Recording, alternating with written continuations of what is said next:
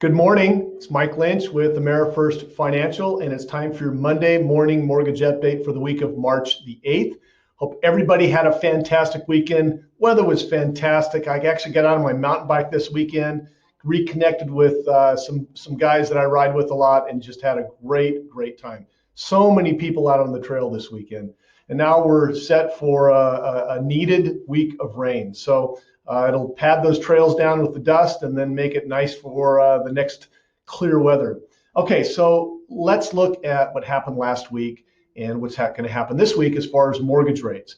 Last week, we saw rates get worse, go up for the third week in a row.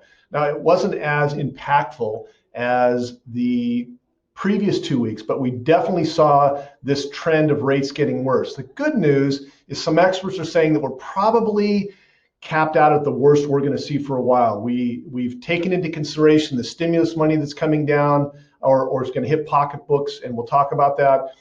And so for the time being, we expect those to kind of flatten out a little bit, maybe fluctuate a little bit. So what are we looking at this week? We're looking at stimulus, other central banks, and Treasury. So stimulus, this has been the top of our list for the last 3 weeks. We know that the House passed the stimulus budget. It wasn't a stimulus bill because the Democrats and the Republicans couldn't agree. So the way that the Democrats got it through is by passing it as a budget. $1.9 trillion is going to be put into the economy to try to stimulate and provide growth for all of us that have been affected by the pandemic. So the Senate passed it, and now it's on its way to the president's desk. Now, one thing that was out of that stimulus package or budget is that both Democrats and Republicans took out the $15 federal minimum wage. There just couldn't be enough agreement on it. The Democrats didn't have enough votes in the Senate. But now there's enough of pressure by those progressive Democrats that are wanting to put that $15 minimum wage back in the budget before it hits the president's desk. Will that happen? Who knows? If it's put in there, that's going to be more stimulus for the economy in the short term. Long term, we can argue whether that's a good choice or not. And that is going to drive those rates up because more money in the economy is more growth.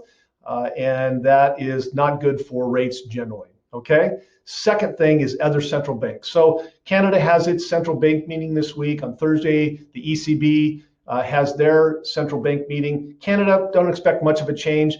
Now, the European Central Bank, they're starting to indicate that they may start buying more of our bonds, which could actually move rates lower. And this because Treasury yields are starting to go up. So we'll see what their direction is. And if we see that maybe they're going to start moving to buying more of our bonds, which everybody wants them because they're safe and they're secure, that could actually drive rates down a little bit. And then next Wednesday, of course, is our own Fed meeting. And the Fed, a lot of the people on the Federal Reserve have been indicating what their direction is this week. So we'll be watching that a little bit. And then the third thing is a Treasury dump. So the Federal Reserve actually sells treasuries and it's notes, bonds, whatever mean they are. And over the last few weeks, really the last month, there hasn't really been a big appetite to buy treasury bonds when they sell these treasuries. And that's not good for rates because they can't raise enough money and rates actually go up a little bit. So this week we're going to see a 10-year treasury. Now it's not a bond, it's a note, but the important thing is that 10-year treasury sale, will people want to buy this? Will people have an appetite to buy these 10-year treasury note? It doesn't have a direct impact on mortgage rates. We're really looking at the trend. Is there an appetite for this type of an investment tool? And if there's not, that could actually drive rates up a little bit because it indicates that maybe the 30-year and the other bond sales that are coming up won't have as much of an appetite either. So we'll be watching that as well. So today, pretty quiet economic day, not much economic data this week that we expect to move the rates. We're really going to be watching the three things that we talked about. Now, we'll start the week cautiously floating, especially today.